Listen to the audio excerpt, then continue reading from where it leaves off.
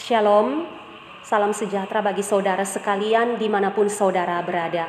Perkenalkan, saya adalah Pendeta Ratih Vivesati Buluji, seorang pendeta di Gemit, Jemaat Biboki Anleu, Klasis Timur Tengah Utara. Kita jumpa kembali dalam channel Suara dari Jurang yang Dalam. Dan bagi saudara-saudari yang merasa terberkati oleh berbagai siaran di channel ini, silakan tekan tombol lonceng notifikasi dan tekan tombol subscribe. Kita sudah memasuki Minggu Penghayatan Sengsara Yesus Kristus yang keempat. Oleh karena itu kita akan merenungkan bagian pembacaan Alkitab yang terambil dalam Injil menurut Markus, pasalnya yang ke-14 ayat 32 sampai 42 di bawah terang tema spiritualitas doa, bukan kehendakku yang jadi, melainkan kehendak Tuhanlah yang jadi. Oleh karena itu, saudara-saudari sekalian, mari kita memohon pertolongan Tuhan di dalam doa. Mari kita berdoa. Ya Allah, Bapa kami dalam kerajaan sorga, berikanlah kami Roh Kudus-Mu, agar kami mampu memahami kehendak-Mu dan hidup berdasarkan kehendak-Mu. Di dalam nama Yesus Kristus, firman kehidupan, kami sudah berdoa kepadamu. Amin.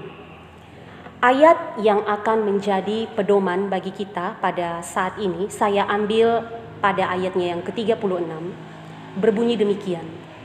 Katanya, ya Aba, ya Bapa, tidak ada yang mustahil bagimu. Ambillah cawan ini daripadaku, tetapi janganlah apa yang aku kehendaki, melainkan apa yang Engkau kehendaki. Saudara-saudara yang diberkati Tuhan, ada sebuah tulisan tua yang berbicara tentang doa. Tulisan itu berjudul, bisakah doa mengubah segala sesuatu? Ketika seseorang berhadapan dengan sakit penyakit yang sangat parah, katakanlah orang tersebut divonis menderita kanker stadium 4 dan hanya memiliki kesempatan yang kecil sekali untuk hidup. Bisakah dengan berdoa sakit penyakit itu diangkat daripadanya? Katakanlah, jika kita mengalami sebuah persoalan dalam rumah tangga dan pernikahan kita terancam hancur, bisakah doa langsung secara ajaib memulihkan situasi keluarga kita? Ketika kita berhadapan dengan seseorang yang temperamennya begitu keras, katakanlah seandainya kita memiliki seorang anak remaja yang karakternya adalah karakter yang suka membangkang, bisakah hanya dengan berdoa maka karakter anak kita mendadak menjadi lembut? Kita berhadapan dengan pandemi COVID-19. Salah satu dampak dari pandemi COVID-19 adalah adanya krisis ekonomi.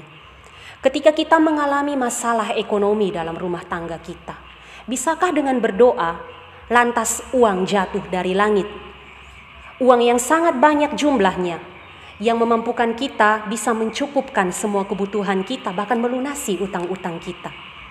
Saudara-saudara yang saya kasihi, faktanya adalah tidak semua hal yang kita inginkan bisa kita dapatkan dengan mudah.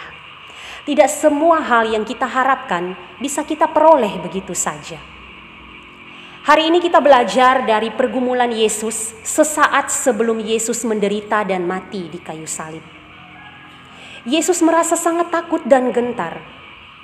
Hatinya sangat pedih, seperti mau mati rasanya. Di tengah-tengah situasi konflik batin yang luar biasa, Yesus memutuskan tersungkur di bawah kaki Bapanya. Dan dia menaikkan sebuah doa yang luar biasa. Ya Aba, ya Bapa, tidak ada yang mustahil bagimu. Ambillah cawan ini daripadaku. Namun bukan kehendakku yang jadi, melainkan kehendakmu sajalah yang jadi. Sebuah ungkapan yang luar biasa. Di tengah-tengah gejolak batin yang luar biasa, Yesus yakin bahwa tidak ada yang mustahil bagi Bapanya. Tetapi Yesus juga percaya bahwa Bapanya sedang memegang kendali. Dengan keyakinan itulah, Yesus mampu mengendalikan suasana batinnya dan menggantikannya dengan pengharapan yang kokoh. Pengharapan yang kokoh itu memampukan Yesus untuk tunduk pada kehendak Sang Bapa. Yesus memang tidak bisa mengubah keputusan Sang Bapa. Keputusan Sang Bapa adalah bahwa Yesus harus menderita dan mati di kayu salib. Yesus justru memberi diri tunduk pada kehendak Sang Bapa. Inilah spiritualitas doa yang sesungguhnya. Doa memang bisa merubah segala sesuatu, tetapi yang jadi dalam doa kita bukanlah keinginan dan harapan kita, melainkan kehendak Bapa sajalah yang jadi. Saudara-saudara yang saya kasihi dalam Tuhan, jika seseorang pada akhirnya harus menyerah oleh sakit penyakit yang sangat berat, bukan berarti doa tidak bisa menyembuhkan sakitnya itu. Bisa saja hal itu terjadi sejauh Allah mengizinkannya. Ada saatnya Allah tidak mengizinkan orang itu mengalami kesembuhan atas penyakitnya. Tetapi melalui peristiwa sakit penyakit, orang itu mengalami pengenalan akan Tuhan. Orang itu mengalami perjumpaan dengan Allah, dan itu jauh lebih berarti daripada kesembuhan fisik.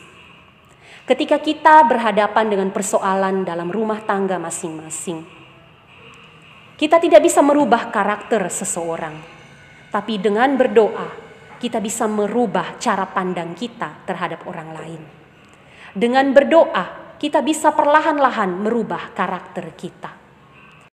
Kita tidak bisa merubah perkataan atau perbuatan yang terjadi pada masa lalu. Hati yang sudah terlanjur terluka oleh perkataan dan perbuatan di masa lalu tidak bisa kita rubah. Tetapi dengan berdoa kita bisa belajar untuk mengampuni. Dan dengan demikian relasi dengan sesama dapat perlahan-lahan dipulihkan. Dengan berdoa kita tidak bisa merubah krisis ekonomi. Tetapi dengan berdoa kita bisa menjadi bijak dalam mengelola setiap berkat yang mengalir dalam diri kita, sehingga kita mampu mencukupkan diri dalam segala hal. Pada intinya, doa-doa kita harus membawa kita pada perjumpaan akan kehendak Allah. Ketika doa kita tunduk pada kehendak Allah, maka percayalah doa kita bisa mengubah banyak hal. Selamat menghayati Minggu Sengsara yang keempat, sambil memberi makna pada setiap doa-doa kita, agar doa-doa kita sungguh-sungguh tunduk pada kehendak Allah. Tuhan memberkati saudara-saudari sekalian. Amin.